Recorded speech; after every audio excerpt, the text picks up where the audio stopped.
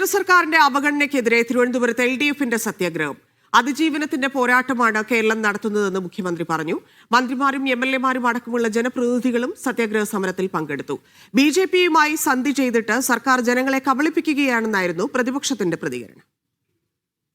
കേരളത്തോടുള്ള കേന്ദ്രത്തിന്റെ അവഗണനയ്ക്കെതിരെ ഡൽഹിയിൽ നടത്തിയ സമരത്തിന്റെ തുടർച്ചയായിട്ടാണ് പാളയം രക്തസാക്ഷി മണ്ഡപത്തിൽ ജനപ്രതിനിധികളും സത്യാഗ്രഹ സമരം നടത്തിയത്.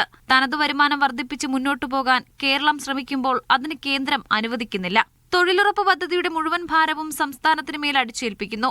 കേന്ദ്ര സർക്കാരിനെതിരെ അതിരൂക്ഷ വിമർശനങ്ങൾ ഉന്നയിച്ച മുഖ്യമന്ത്രി പ്രതിപക്ഷത്തെയും വെറുതെ വിട്ടില്ല. ഒരു തരത്തിലുള്ള പകപോക്കൽ നടപടി കേരളത്തോടും കേരളത്തിലെ ജനങ്ങളോടും സ്വീകരിക്കുക. ഭരണഘടനാപരമായി നമുക്ക് അർഹതപ്പെട്ട പലതും തട്ടിപ്പറിച്ചെടുക്കുകയാണ്. ഒരു ജനാധിപത്യ രാഷ്ട്രത്തിൽ നടക്കേണ്ടതല്ല.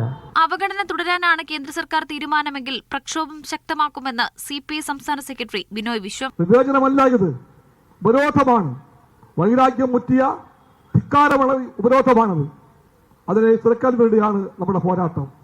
ഈ പോരാട്ടം ഇന്ന് ആരംഭിച്ച് തീരുന്ന ഒന്നല്ല. ഈ പോരാട്ടം തുടരാൻ പോവുകയാണ്. ഇടതുമുന്നണിയിലെ എല്ലാ ഘടകകക്ഷി നേതാക്കളും സത്യഗ്രഹ സമരത്തിന്റെ ഭാഗമായി. വിദേശത്തായിരുന്നതിനാൽ ജോസ് കെ മാണി പരിപാടിയിൽ പങ്കെടുത്തില്ല.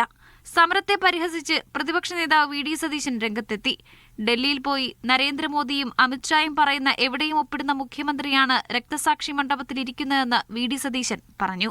കാരണം ഇവര് ഡൽഹിയിൽ ചെന്നാൽ നരേന്ദ്രമോദിയുടെ മുന്നിലും അമിത്ഷായുടെ മുന്നിലും ഓച്ചാനിച്ചു നിൽക്കുന്ന ഒരു മുഖ്യമന്ത്രിയും ഭരണകൂടമാണുള്ളത്. അതിന്റെ കൂടെ ഞങ്ങളില്ല സമരം ചെയ്യാൻ. അവര് പുറത്ത് സമരം ചെയ്യുന്നു എന്ന് പറഞ്ഞ് ജനങ്ങളെ കബളിപ്പിക്കുകയും അകത്തുപോയി മോഡിയും അമിത്ഷായും പറയുന്ന പേപ്പറിൽ ഒപ്പുവെച്ചു കൊടുക്കുകയും ചെയ്യുന്ന സർക്കാരാണിത്. മീഡിയ 1 തിരുവനന്തപുരം.